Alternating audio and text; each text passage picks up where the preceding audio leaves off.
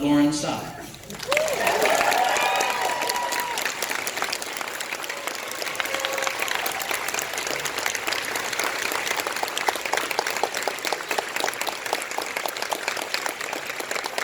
One at a time it is. Okay. Amber Midthunder, who plays Carrie Loudon.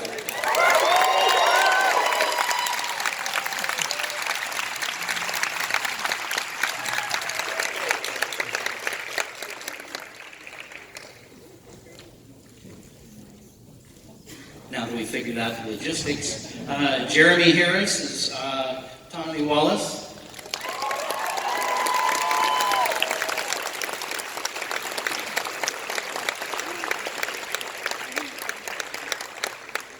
And if you have watched this show, you can't really tell who's a good guy and a bad guy, especially since many of them turn out to be the same guy, or not even a guy.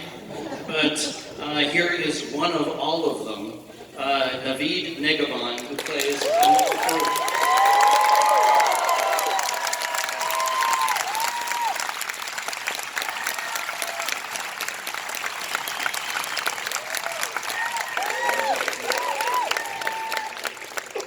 my point, here's another one of those same, are they good, are they bad, are they male, or are they female, what the hell are they, hold on to this bull. Aubrey Plaza as...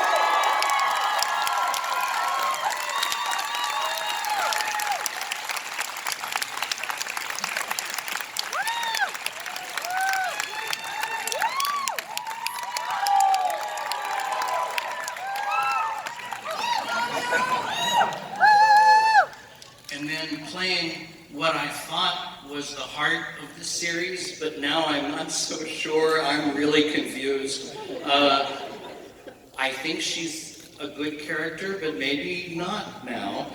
Rachel Keller as Sid.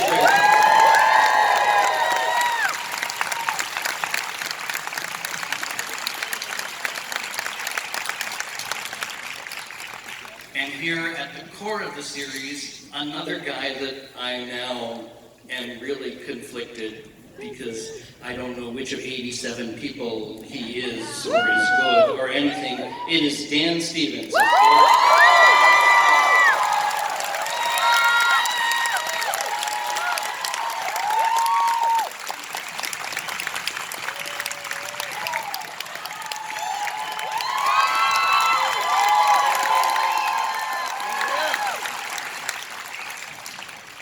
The remaining chairs are reserved for the creative executive team. And we start with Jeff Lowe, who's the executive vice president and head of Marvel TV. You may have heard of Marvel TV.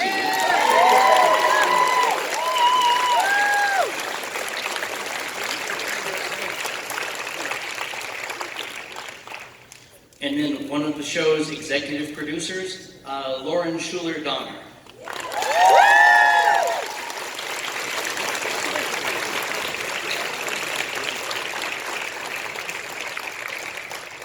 And when I talk about changing television, these are the people who are doing it, and the person who gets credit as creator, writer, and executive producer, and is doing fabulous television. Keeps ending up on my top 10 lists at Fresh Air, Noah Hawley.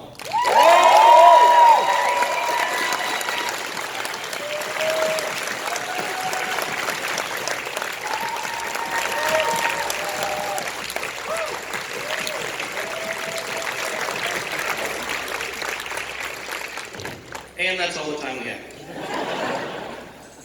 Let us begin. Yes. So, the very first thing, because we've got so many people and so little time, I'm trying to fashion a couple of questions to let several people pop in at once. Because we've just seen the clip, the music is such an important part of it. And if you will start by talking about the music in this episode, and then so many of you have had to sing or dance where maybe you didn't know you were going to have to do that when you started in the series. I'd like to hear from any of the stories about what you did and how you did it. Well, I feel like so much of your experience of watching something actually happens, much of this show is about creating the state of mind in which you need to be in order to watch the story. So, you know, there's music throughout this clip, and it's all music that pays off at the end of the episode as part of a song. And there's just something, you know, that feels both kind of retro and futuristic about it. That's what I like. Okay, and people who have sung and danced in this series so far? Mr. Rainbow Connection? Yeah. Yeah. Can you play the banjo? It was a question I didn't think I'd get asked doing the show. But yeah, I remember that script coming in. 45 minutes later, somebody had produced a banjo, and I was working on Rainbow Connection, and then it sort of went from there, really. We ended up doing the dance battle with Jermaine and Aubrey at the top of season 2. That was pretty awesome.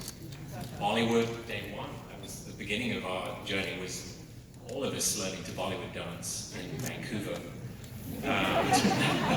It's a big thing up there. And Naveen and I singing Behind Blue Eyes. Woo! In Farsi. I didn't even know what I'm getting myself into. So. Well, God help us. And when you're choosing songs, you've even done covers for these. Yeah. I don't know if that's just because it's cheaper than getting the real songs, or whether you're showing off your voice, or what's happening there. Well, I think Jeff Russo and I, the composer, we talked about wanting the songs to feel like score, to feel like they fit musically into the show. So that was what was behind it in the first place, was just, you know, you hear it a certain way in your head, and then the easiest way to reach that point is to do it yourself. And you know, my motto is, what else can I get away with? And no one said, no, you can't do that. So we just keep doing it. And then this is a question so that the actors can all talk about how they came to say yes to this project. I assume that for each one of you, there was something different that you read in the first script that you were given that made you say, okay, and then you had to get the job. But can you remember, this many seasons later, what it was that made you think, okay, this is something I really have to do if I can? Well, I mean, for me it was Noah. I think we worked on Fargo together, and he brought you.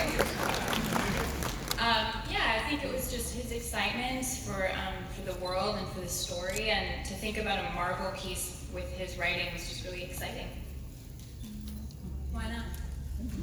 Well, for me, it was the same thing. I had a half-an-hour conversation with him when I was in London, and the way that he sees the world and the way that he sees his characters, it was so fascinating for me. And I wanted to work with him. That's it. Anybody else? I want to get more voices here. I was living in Tokyo at the time, and my agency, they sent me this audition, so I did the self-tape on my iPhone, and Noah responded well to it, and I started to watch Legion, and I think that about 2 or 3 episodes in, I just realized how special of a show this was, and how special of a experience this was going to be, so I felt no cell in my body wanted to say no to this. Okay. Aubrey? I met Noah for coffee, and I believe I was on crutches at the time. You were? And I thought I was meeting for a different part. But then Noah said, well, how about the part of Lenny Busker? Which in the pilot was written as a middle-aged man. And I said, well, I didn't really think about that part when I wrote the script. It was your first mistake. That's right. And he said, well, you know, we can swap the gender, and I was like, well, that sounds interesting, but I don't know if I want to play, you know, just some kind of weirdo in a mental hospital, and I don't really know what's going on with this character. So, and then he said, well, you know, you'll die, and your body will be taken over by an evil mutant psychic villain. And I said, I'll do that. That sounds great. And that's how I came on board.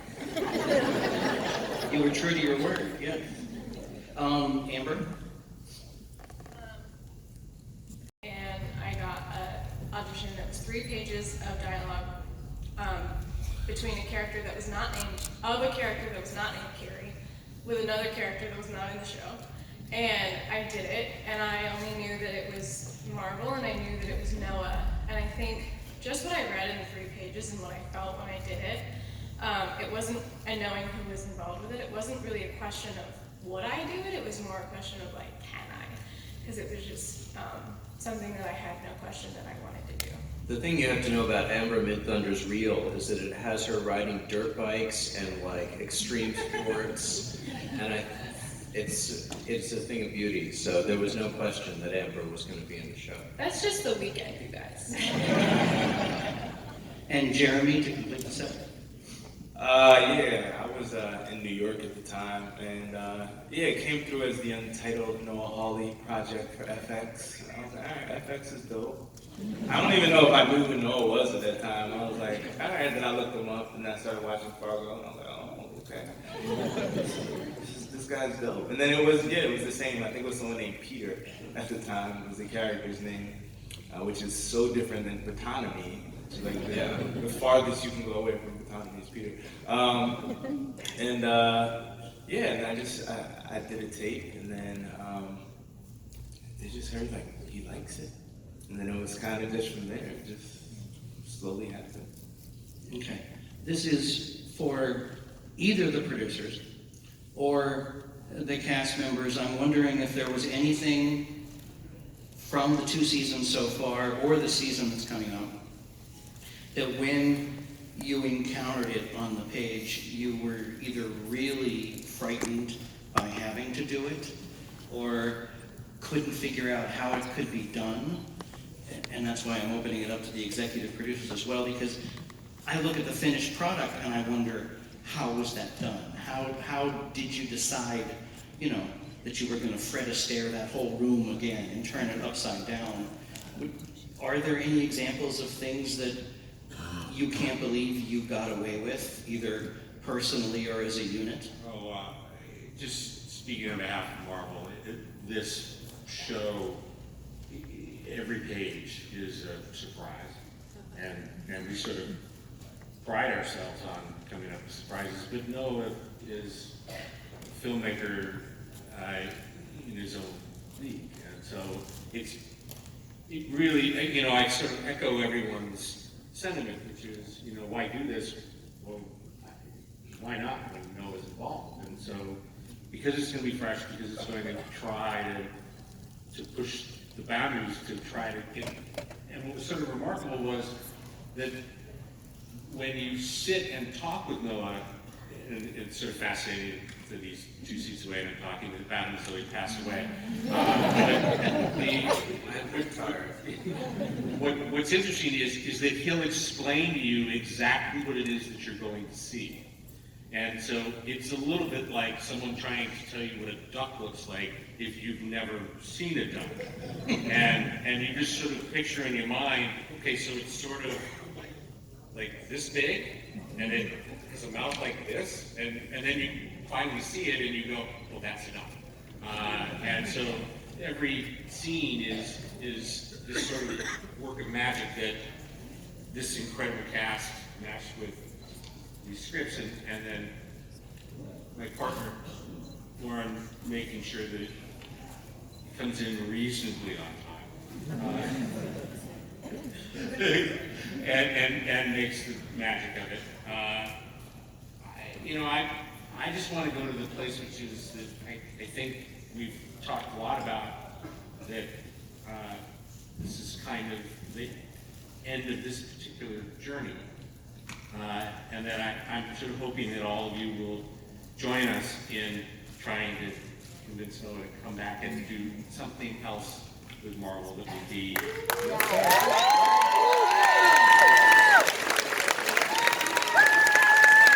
I would also involve everyone that's up here as well, that it would just be this sort of amazing.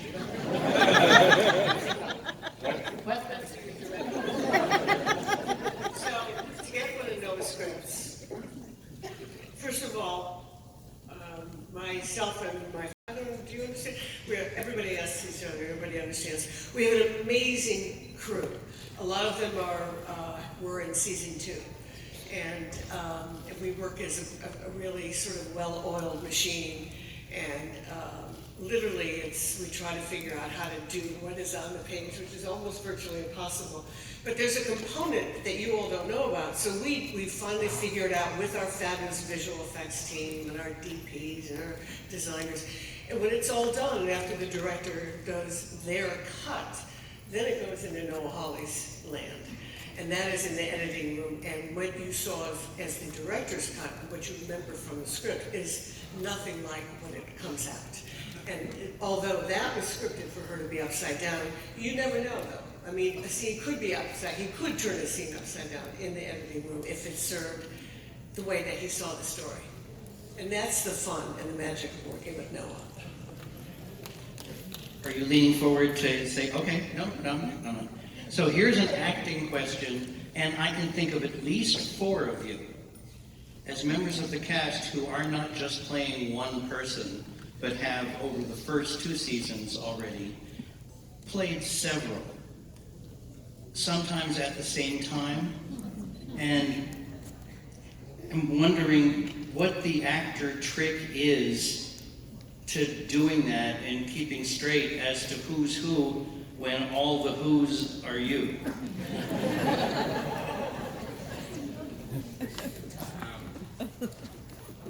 That's a neat question, I guess.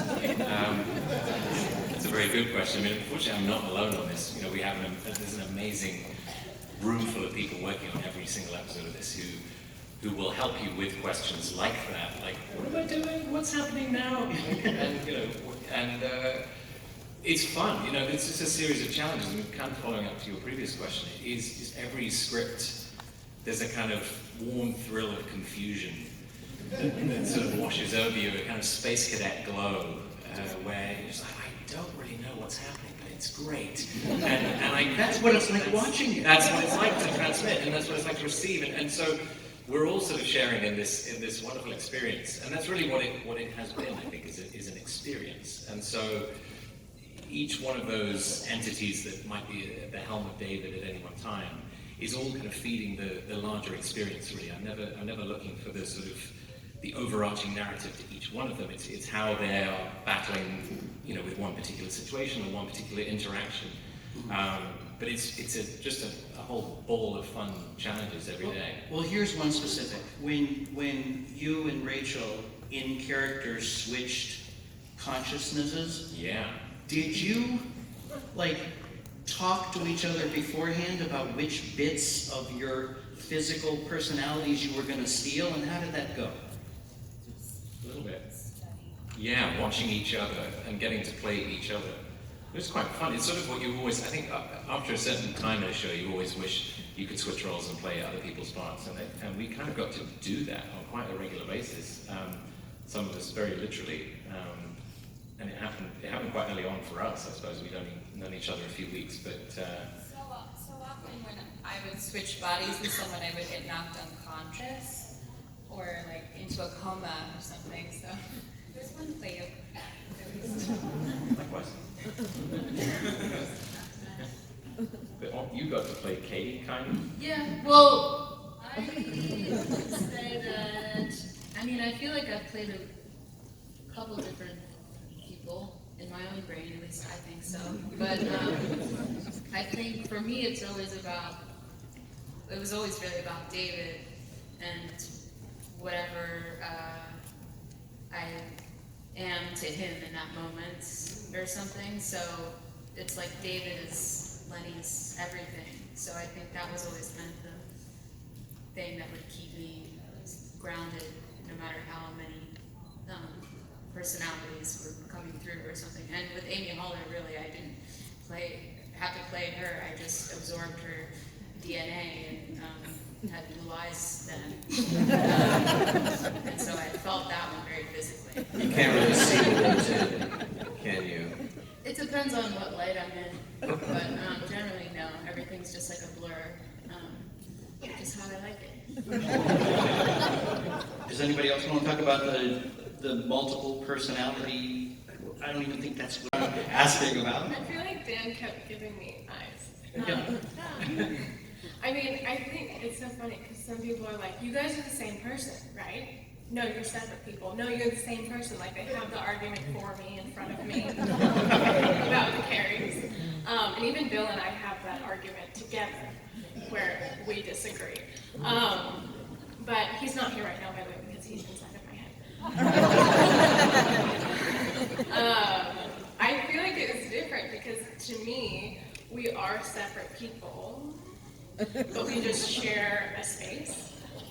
And so for us, it was really like, from the first day that we met, I like zeroed in on him and I was like, we're gonna be best friends. And we really are, like, we're very close and we spend a lot of time together and, you know, it's just sort of like, how do we, I feel like our cohabitated space is a lot of focusing on our differences rather than where we are alike, because I think that's the beauty of the Carries, is that they make up this dynamic of two people who seem so in sync that they are one. And I feel like that's how we've done that. But even like in the first season, I had that thing where like Aubrey's monster thing took over my body. And when I did that, I feel like I just asked her all the questions. I just found her and I trapped her in a corner and I asked her everything I could. And then to make the transition to season 3, and I've only got a couple of minutes before I turn the questions over to you guys, so in a couple of minutes if you want to go towards the microphones. But Lauren, I'm wondering, we just saw you and just about only you for the first, what's going to be 20-25% of the pilot, or the premiere of the new season. I can't remember the last time a character was introduced that aggressively. Yeah, it's crazy for me to watch it now too, because this is the first time I've ever done any kind of scripted anything. And I mean, to have it be with Marvel and with Noah and FX and Legion, it's, I remember I was watching, because I was living in Japan, but once I got this job, I just dropped everything, left my apartment and moved straight out to LA, and I finished watching season 2 on the plane, and then shortly after that I was going into fittings and starting season 3, so it's just been a crazy whirlwind, and I'm really excited for you all to see and get to know Switch, though. It's going to be a very interesting season, and it's been a crazy time of learning for me. This is what I'm going to follow up on. It's going to be a very interesting season. It is the final season.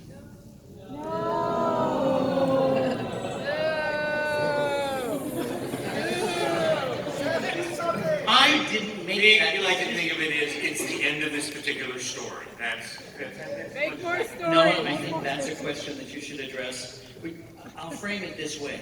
If this is indeed the end of Legion as we know it right now, why end it after 3, and how did you decide upon an appropriate end point? Well, you know, in looking at a story about a character who is mentally ill,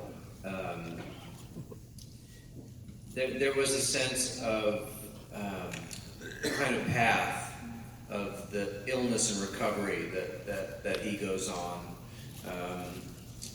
You know, we meet him in the hospital. He's had his lowest point. They've medicated him, and he gets to a place. He meets a girl. Let's call her his real medication. He gets very happy. He leaves the hospital. Everything's going great. Then he stops taking his meds. Then he starts to spiral. You know, I feel like where we left him at the end of the second season, again at his lowest point, you know, there's only 2 ways that he can go. He can either get back to a healthy place, or he can go off the bottom of the map. And once we decide which one of those he's going to do, it felt like that's sort of the end of the story, because otherwise you just start the loop all over again. But it's not an easy decision to end a story, and you know, we're filming the last episode now, and you know, it's very, you know, obviously it's bittersweet. But a story has no meaning without its ending, and the old paradigm of television was, some major corporations don't usually do a mic drop after a success. You have to keep going and keep going, and there's something about being allowed to just tell a complete story where the length of the show is dictated by the length of the story that makes television better. So,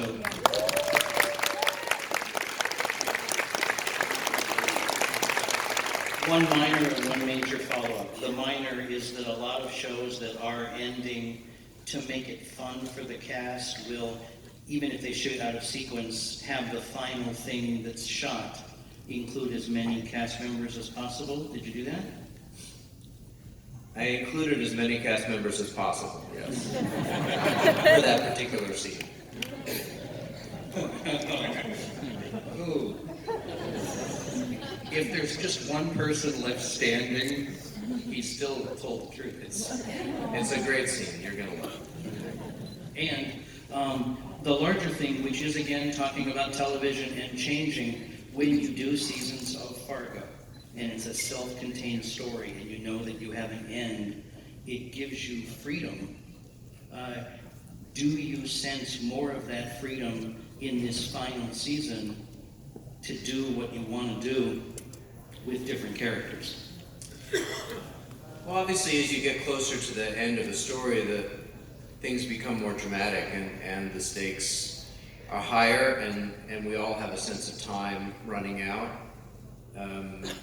as the episodes go by. And I think that this season has been really compelling, I think, for all of us. I think the middle season, as middle seasons tend to do, felt very expansive, and we invented a lot, and we played a lot, and we told an adult story in a very whimsical way.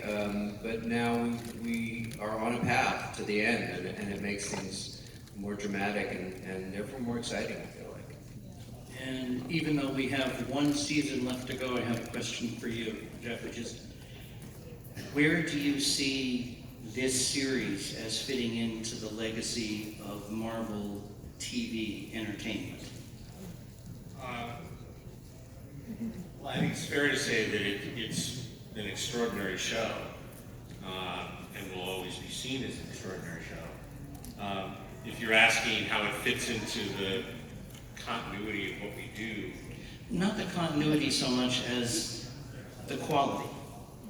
oh, it's, things that live on FX are, by their very nature, are, they have to be sort of better than other stuff. And so, then you have Noah, and then you have Lauren. It's, when you put together sort of the murderer's row of talent, you sort of hope that you're going to get something that kills, and it does, and did, and will continue to. One of the things that I sort of love about television that we're making right now is that it's the kind of show that's gonna be on forever, and so it'll be one of those shows that people talk about a year from now, 10 years from now, 20 years from now, and then if it's and I don't think anyone would argue that. I mean, you just sort of go, okay, that sort of goes in the vault of great television.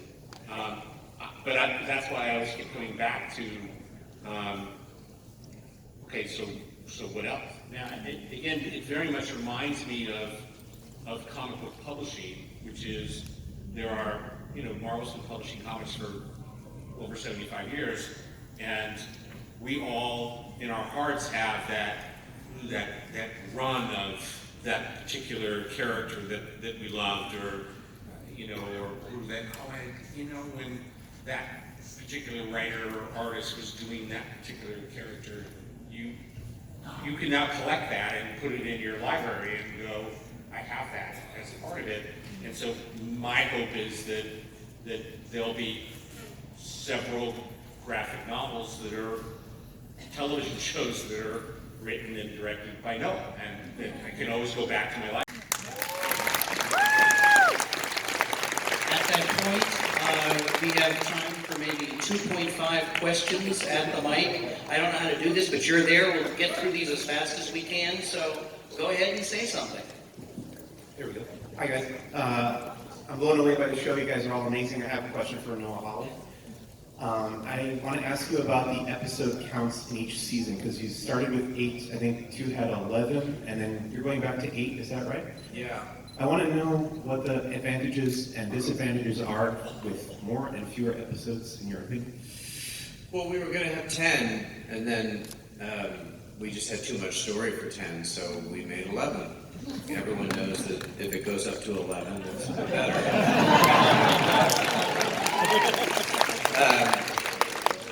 And then this season, again, the length of the story and the length of the show, and part of it also was just the time that we had and when FX wanted the show back and how many we can make. But I think 8 was the right number in both the first and this season. What I found with this show is it doesn't want to be long. Like, it's a lot to take in.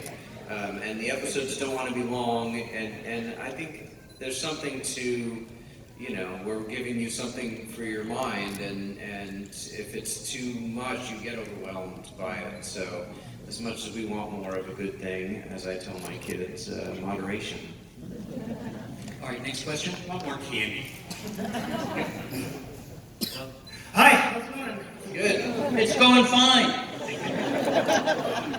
I like how this show is very layered. You can't tell what's real, what's not. My question is for one or more of everybody. Is there a Marvel or an X-Men character you'd like to see join the world of Legion? I mean, it's not up to me. But, It's so up to you, it's ridiculous. yeah, it's fun. We do get to have Mr. Xavier in this year.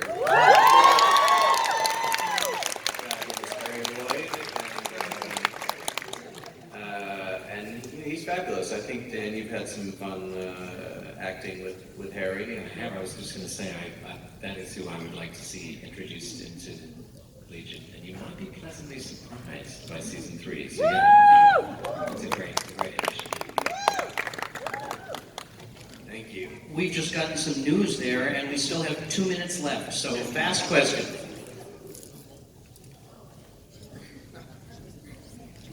My question is for Aubrey, and how do you think April Ludwig would feel if he was taken over by Farouk? What did you say to me? How do I feel what? How do you think April Ludgate would feel if she was taken over by Farouk? I mean, I think she'd like it. I don't think she'd be very different than she is. And she'd probably be better at her job.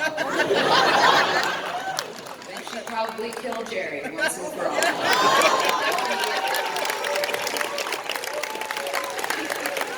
Very well done. Next question. Thank you so much. Legion is my favorite show. I don't know what I'm going to do without this on. I have kind of a variation on the question that was said before.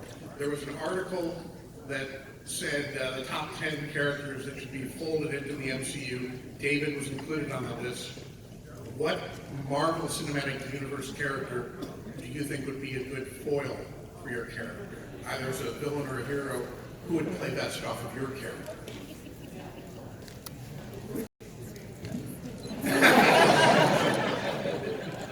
I think you took too deep a dive.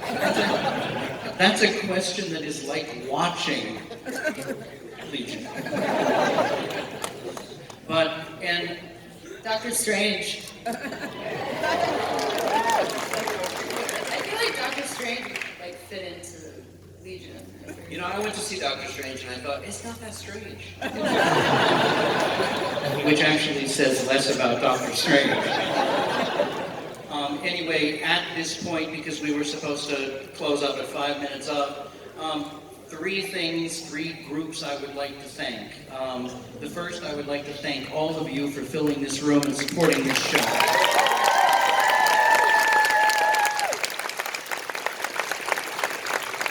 The second, I would like to thank the people at FX who allowed me to moderate this, because my passion for this show is as strong as yours. But mostly everybody that is on this panel right here for doing great work individually and collectively that is making it so much fun to watch television. Thank you.